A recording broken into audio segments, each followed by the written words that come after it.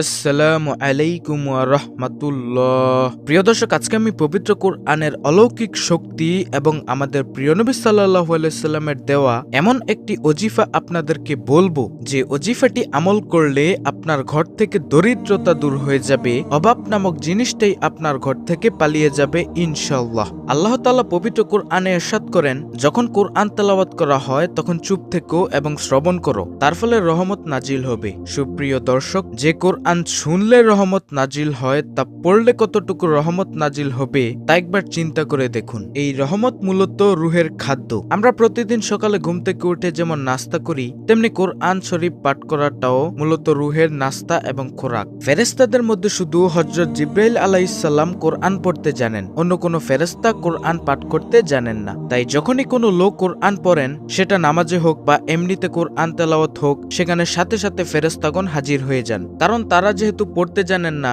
সেহেতু তারা এ কোরআন যেখানে তেলাওয়াত হয় সেখানে শুনতে একত্রিত হয়ে যান। এমনকি ফেরেশতাদের লাইন এতটা লম্বা হয়ে যায় যে সে লাইন আরশে গিয়ে পৌঁছে। সুপ্রিয় দর্শক, একবার চিন্তা করে দেখুন, যে সমস্ত মসজিদে খতমে কোরআন আদায় হয় তারাবি নামাজের মাধ্যমে, এছাড়াও যে সকল ঘরে প্রতিনিয়ত কোরআন তেলাওয়াত হয়, সেখানে কি পরিমাণে ফেরেশতা অবস্থান করে। অপর এক হাদিসে আছে, যখন কোনো কারি কোরআন তেলাওয়াত করেন, এমনকি যখন কোনো তেলাওয়াতকারী কোরআন তেলাওয়াত করেন, তখন ফেরেশতা সে তেলাওয়াতকারীর নিকট যেতে যেতে তার এতই নিকটে পৌঁছে যান যে সে তেলাওয়াতকারীর মুখের সাথে ফেরেশতাদের মুখ মিলিয়ে নেন। প্রিয় দর্শক, মনে রাখবেন, কিয়ামতের দিন প্রত্যেকটি লোককে সেই অবস্থায় উঠানো হবে যে অবস্থায় তার মৃত্যু হয়েছিল। একবার চিন্তা করুন, রাতে মুভি দেখতে দেখতে ঘুমিয়ে গেছেন, যদি সেই ঘুমেই আপনার মৃত্যু এসে যায়, তাহলে কিয়ামতের দিন কি অবস্থায় আপনি উঠিত হবেন। আল্লাহু আকবার। নবী করিম সাল্লাল্লাহু আলাইহি সাল্লাম ইরশাদ করেন, কোরআন আল্লাহর পক্ষ থেকে একটি লটকানো রশি,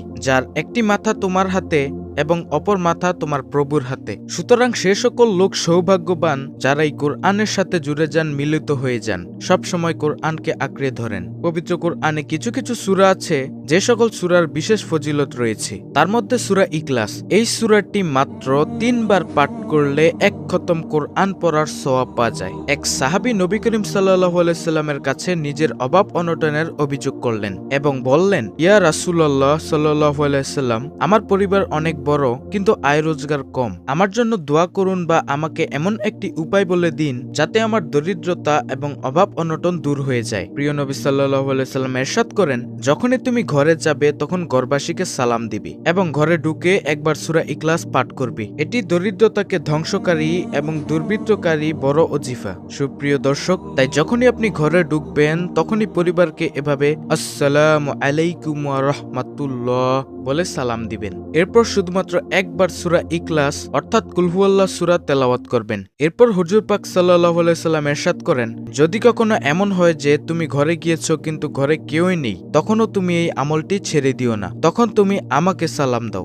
আসসালাতু আসসালামু আলাইকা ইয়া রাসূল আল্লাহ, আসসালাতু আসসালামু আলাইকা ইয়া হাবিব আল্লাহ। সাহাবী বলেন, সেদিন থেকে আমি এই আমলটি শুরু করে দিলাম, ঘরে গিয়েই সালাম দিয়ে তারপর সূরা ইখলাস পাঠ করতাম। এই আমলের বরকতে আমি তো ধনী হয়েই গেছি, খুব অল্প সময়ের সাথে সাথে আমার প্রতিবেশীও ধনী হয়ে গেল আমার সেই আমলের বরকতে। তাহলে এই হাদিস শরীফ থেকে আমরা দরিদ্রতার কবর রচনা করার জন্য যেই নববী ওজিফা জানতে পারলাম, তা হলো ঘরে প্রবেশ করবেন, ঘরে ঢোকার সাথে সাথে ঘরের বাসিন্দাদের সালাম দিতে হবে, এরপর সূরা ইখলাস একবার পাঠ করতে হবে। বিসমিল্লাহির রহমানির রহিম, কুল হুয়াল্লাহু আহাদ আল্লাহুস সামাদ লাম ইয়ালিদ ওয়া লাম ইউলাদ ওয়া লাম ইয়াকুল লাহু কুফুয়ান আহাদ, যার অর্থ হলো, বলুন তিনি আল্লাহ এক, আল্লাহ অমুখাপেক্ষী, তিনি কাউকে জন্ম দেননি এবং কেউ তাকে জন্ম দেয়নি এবং তার সমতুল্য কেউ নেই। আর যদি কখনো ঘরে কোনো লোকজন না থাকে,